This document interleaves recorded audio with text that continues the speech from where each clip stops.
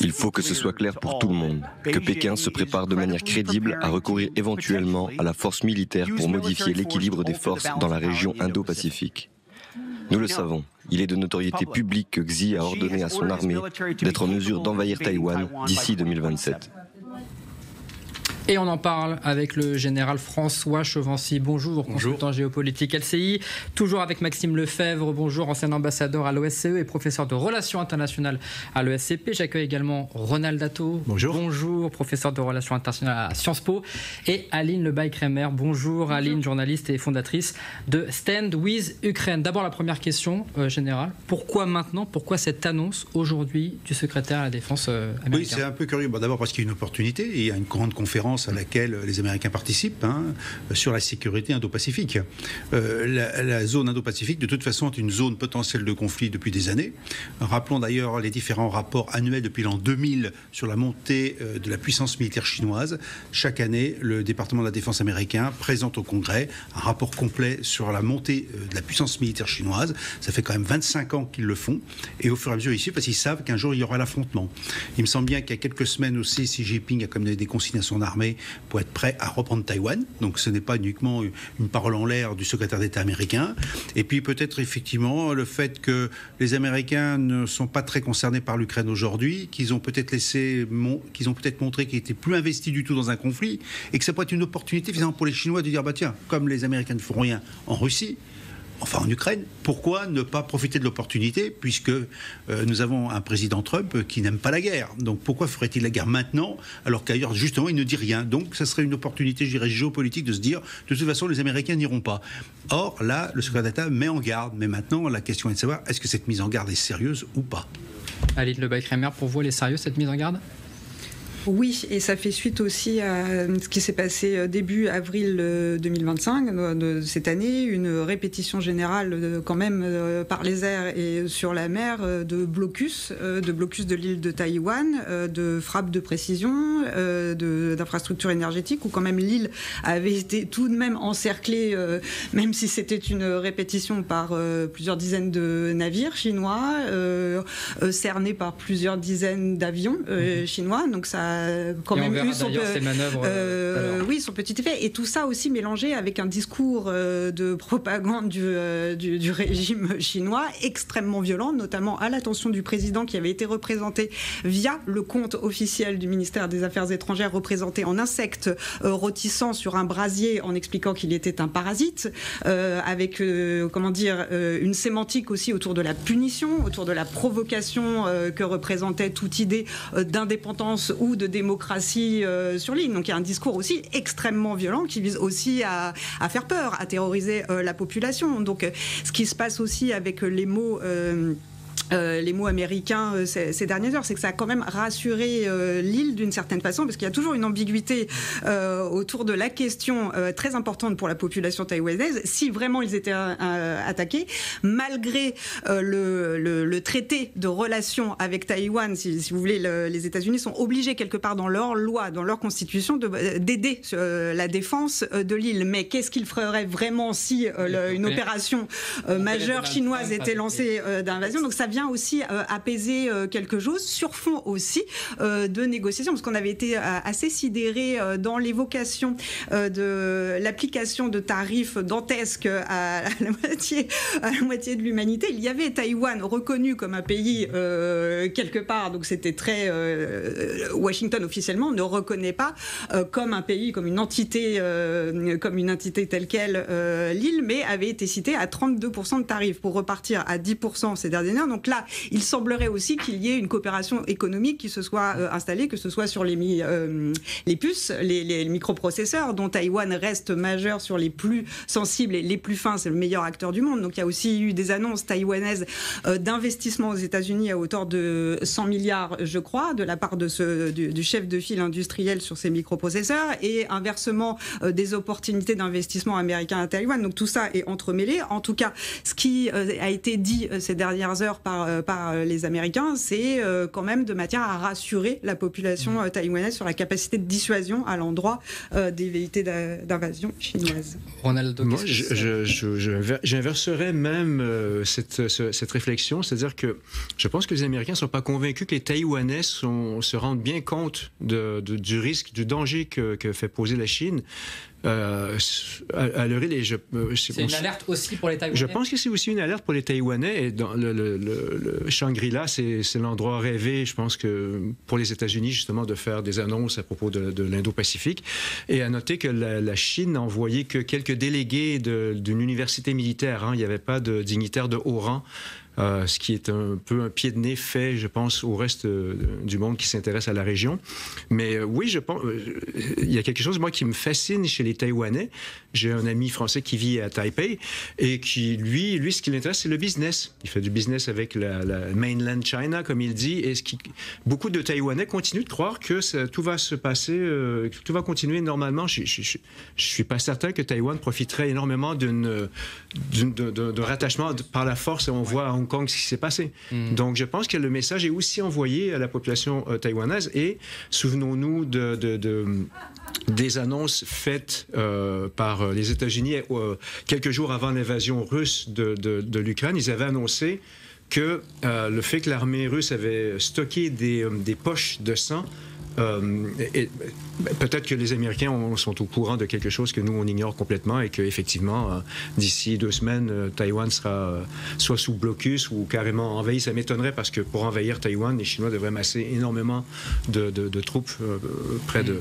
Mais voilà. Alors, cette intervention depuis Texet, elle est peut-être aussi une réaction à ce que disait justement la porte-parole du ministère des Affaires étrangères chinois il y a quelques jours, cette semaine. Écoutez ce que disait la diplomatie chinoise à ce sujet. Taïwan n'a jamais été un pays. Taïwan est une partie inaliénable du territoire chinois. Le gouvernement chinois est le seul gouvernement légal qui représente l'ensemble de la Chine. La Chine doit être réunifiée et le sera un jour. C'est une réalité historique qu'aucune force ne peut arrêter.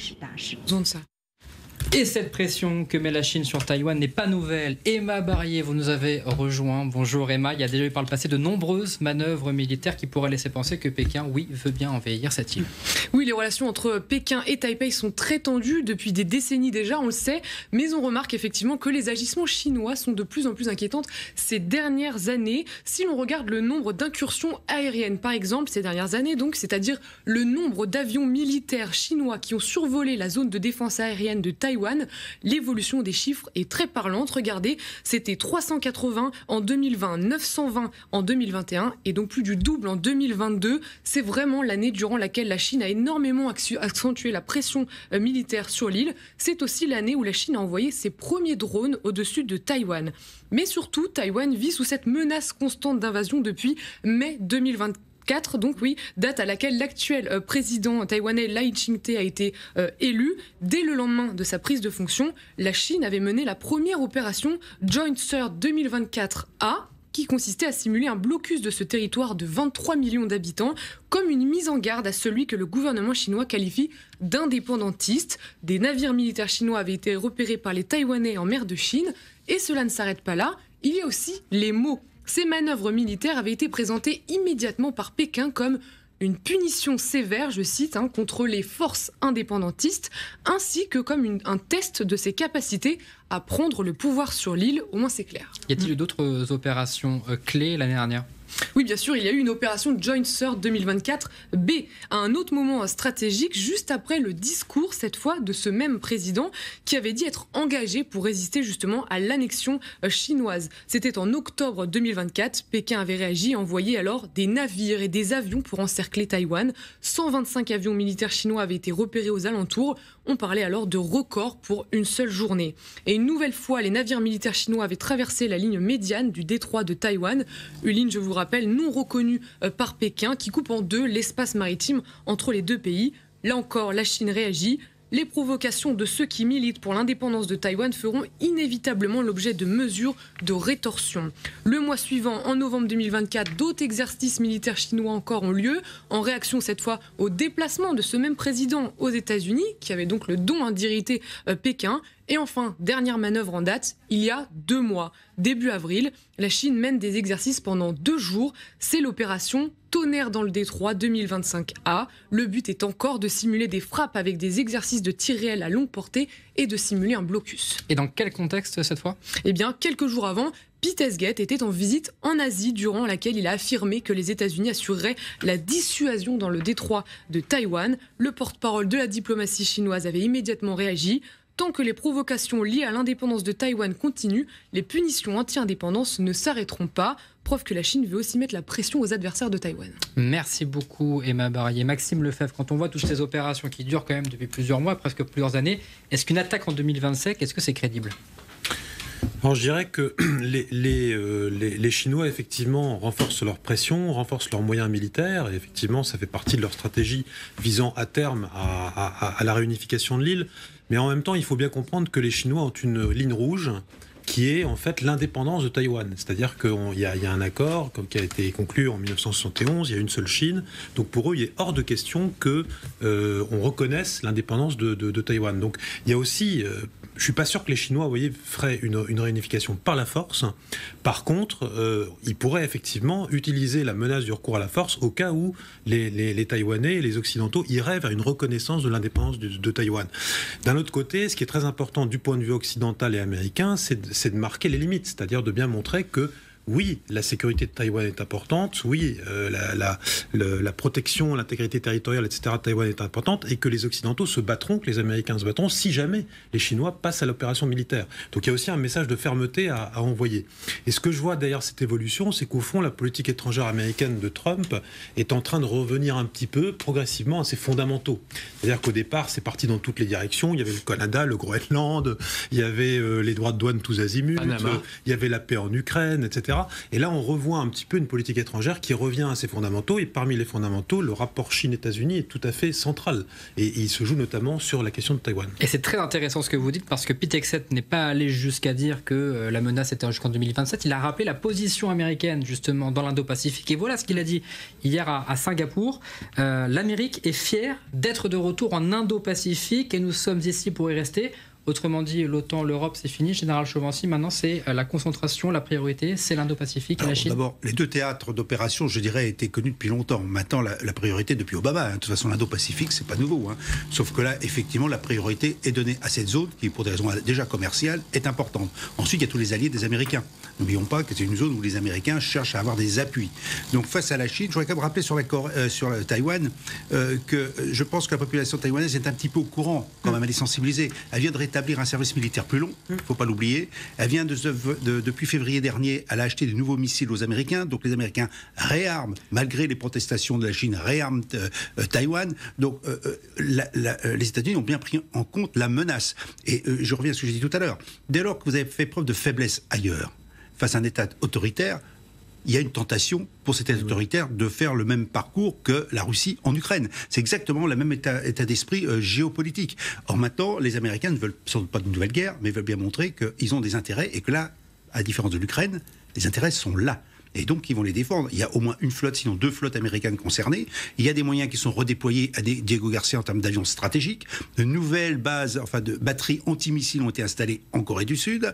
Un petit peu partout, les Américains réarment la région et renforcent leur alliance. Et on pourra s'étonner qu'ils nous aient exclus de cette zone Indo-Pacifique avec l'achat des sous-marins nucléaires destinés à l'Australie. Mais l'Australie est aussi concernée par l'Indo-Pacifique. Or, on aurait été peut-être un allié aussi intéressant dans ce cadre-là. Mais non, les Américains, c'est leur précaré et ils ne veulent pas le partager. Je ne crois pas que les Américains abandonnent l'OTAN. Je ne crois pas que ce soit dans l'intérêt des États-Unis de complètement laisser les Européens se charger de la menace russe. Ils ont les moyens d'être sur les deux.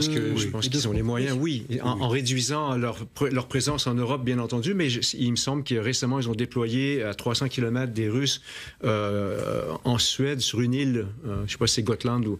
Gotland. Oui. Donc, des troupes, ce qui est quand même c'est un symbole. Vous me direz que c'est une goutte d'eau dans la mer Baltique, mais c'est quand même intéressant de noter que les Américains sont quand même conscients que la Russie pose un problème, pose un risque. Et je ne crois pas que les Américains abandonnent complètement l'Europe, mais je reviens sur le compliment de Hegseth. Il a conseillé à ses alliés asiatiques de faire comme les Européens, d'augmenter leur budget de défense et d'investir davantage dans leur propre sécurité. Il faut rappeler comme que les Américains ne sont pas nombreux en Europe. C'est vrai. 60 000 hommes avant la guerre en Ukraine. Ceux qui fournissent surtout, c'est du service de renseignement, mais dont ils se servent pour tout. Et ensuite, ils désignent toujours le chef militaire opérationnel, dont justement la nomination est prévue pour ces mois qui viennent. Donc actuellement, la place politique des États-Unis en termes de sécurité de l'Europe est toujours là. Et c'est uniquement les moyens qui ne seront pas plus nombreux qu'avant. En revanche, la priorité surtout budgétaire et des moyens réels, concrets, seront plutôt du côté Indo-Pacifique, mais c'était déjà en cours. Donc on est plus maintenant dans la gesticulation ou la communication pour bien mettre en garde la Chine pour qu'elle ne se croie pas permise de faire quelque chose qu'on ne lui permettrait pas. Et donc les États-Unis se positionnent fortement, et ça ne veut pas dire du tout effectivement qu'ils abandonnent l'Europe, mais l'Europe, si on a un problème de sécurité, c'est à nous de le régler, c'est pas aux Américains. Aline Lebay-Kramer, vous confirmez aussi que c'est un changement de stratégie, en tout cas de discours américain sur le sujet de la Chine quand même, parce que c'est quand même la première fois que l'administration Trump évoque ce cas de Taïwan avec cette attaque imminente. On avait entendu, vous l'aviez rappelé, les droits de douane, tout ça, mais là vraiment, on est sur une attaque frontale sur la Chine, sur une attaque imminente. Je pense que c'est la reconnaissance officielle d'une menace qui existe, et je ne suis pas exactement d'accord non plus sur la question du peuple taïwanais, qui est quand même très au fait du danger que représente la Chine à son endroit, même s'il y a une opposition extrêmement minoritaire qui existe, qui est plutôt pro-chinoise pour aller vite. Oui, elle existe, mais enfin, elle reste minoritaire. Et d'ailleurs, dans l'équation, il a été demandé justement à cette opposition taïwanaise par les Américains eux-mêmes ces dernières heures de ne pas bloquer l'augmentation du budget de défense à Taïwan. Parce que ce qu'il y a aussi en filigrane, j'ai envie de dire, dans ces déclarations, c'est la question des ventes d'armes et de l'armement. L'Amérique n'est pas non plus fâchée d'aller vendre des armes à Taïwan, qui n'est pas non plus fâchée de les acheter parce qu'elle en a besoin. Mais ce que ça illustre aussi, c'est le rapport au monde et le mode, la façon d'interagir avec jusqu'à ses alliés de cette administration Trump. C'est le deal, c'est l'argent, c'est combien ça va coûter, combien ça va nous rapporter, combien de milliards investis ou pas. Donc c'est vraiment l'essentiel de la matrice d'interaction au monde, et ça s'illustre aussi par ces déclarations-là à l'endroit de Taïwan.